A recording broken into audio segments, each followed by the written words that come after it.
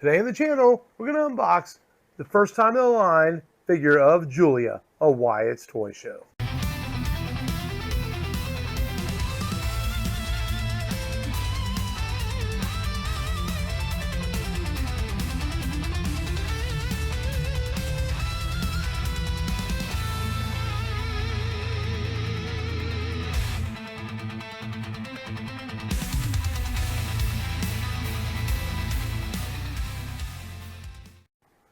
What's going on, everybody? Mark here with Wyatt's Toy Show. Make sure you like, make sure you subscribe. I got to get that out of the way every single time. I know sometimes you might watch YouTubers, you get sick of hearing it, but we don't want you to miss anything, especially if you're enjoying your content. We can't appreciate you more than we can ever appreciate you by subscribing, liking the videos, and most importantly, watching the videos here at Wyatt's Toy Show. It's been almost 2 years since we started the channel.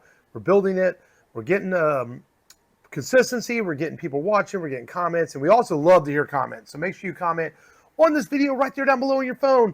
While you're hitting that like button, that subscribe button, comment, say what you love about wrestling, say what you love about the channel, action figures, what you collect. I'd love to hear from you about all of it. And today we are unboxing a figure as the first time in line from Elite 125. And she is a performer that I loved her NXT stuff, and I love her in the United States title picture, but I hope she gets more because she is really great in the ring if the WWE gives her that chance. And that is, of course, Giulia in her debut ring gear, I believe, if this is. And we got Giulia in the back. This is from 125. We unboxed the stuff of our crew on the channel. We've unboxed Cody Rhodes. And eventually I'm going to get around to getting that Royal Rumble Jacob Tattoo. I do believe he's also getting re-released in Greatest Hits. Some point, I'm pretty sure I'll grab that Jacob because I like the pretty sweet red and black gear. But today we're doing Giulia, a figure that's kind of difficult to find, especially women's figures, first time in the lines. I've been lucky and seen Giulia a couple times in my store shelves.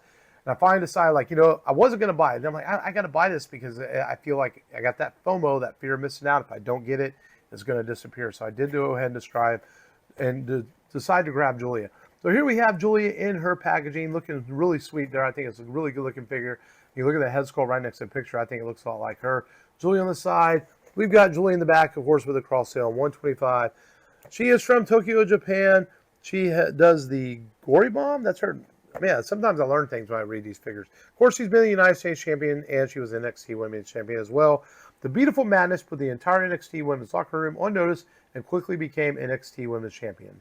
So maybe this is her NXT gear. I thought it was her debut on Monday Night Raw or SmackDown gear. I couldn't recall. But we're going to get this out of the package, and there's my knife over here. Wait, up. Looking for a knife. There we go. It was behind a box set that I got to unbox eventually. All right, let's get Giulia out of the packaging on the channel here. All right. Yeah, I don't know what I was trying to do. And we got Giulia there. She comes with a mask. She wears a pair of extra hands. No extra heads on this one, but that's okay. These hands look to be microphone style holding hands. No fist hands for Giulia, so I don't know how she's going to beat the crap out of Stephanie Vaquer or the other wrestlers if she doesn't have a fist. And here is the mask that goes over her face, which is a pretty cool accessory, kind of unique to Giulia, of course. And rip these twist ties right off. All right, there we go. And we've got Giulia out of the packaging here. And this is, man, right away I can tell you this is right up there with the Stephanie Vaquer, which is a really great figure as well. A lot of detail in her hair here, how she wears her hair in braids. I believe, if I remember reading right, she wears her hair in braids for a friend of hers that passed away to remember her, which I think is really cool. I think the head sculpt is pretty good for Giulia. Obviously, she has a new look now. She's blonde, so this figure's already a little outdated as far as her look, but that's okay. That happens sometimes with wrestling figures. A lot of detail in this attire. I don't know if you can see it on camera, but a lot of detail there. The coloring right down there. It's very sculpted. The skirt that she wears over her gear. This does not come off. It does look like it's molded on. Yeah, it's molded on, and that's okay. And this braided thing, part of the dress down the side. The leg, man, this is actually pretty buttery smooth considering she's got knee pads on and the kick pads. Look at the boots. Look at the black and red painting in the boots right there. Reminds me a lot of last year's Kairi Sane figure, which was one of, I think, if I remember right, that did make my list of top women's figures of the year. And maybe even my top elites. I can't remember. I have to go back and look at my list. But this reminds me a lot of that. Just extreme detail in the hair and in the outfit and just the amount of love that they put in this figure.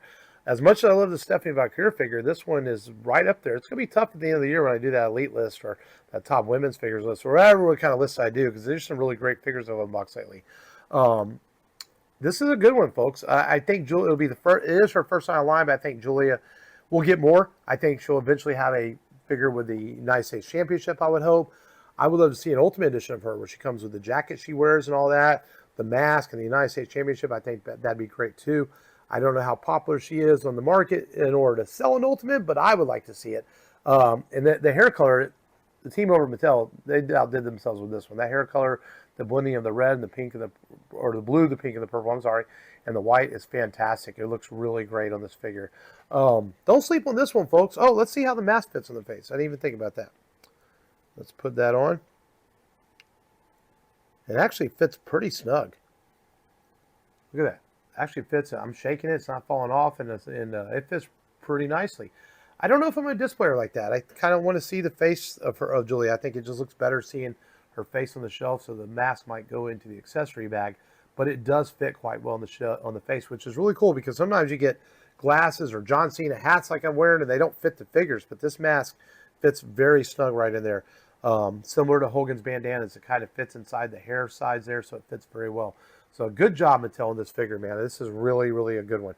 And I'm glad I went ahead and picked it up because I was, like I said, on the fence about it and decided, I was getting that fear of missing out, decided to go ahead and grab it. So pretty cool to have Giulia and Stephanie, first time in the line figures in the collection. Two female performers that have really taken the world by storm and impressed me quite a bit, too. I really enjoyed their work and watch them in the ring. So nice to have them in the collection.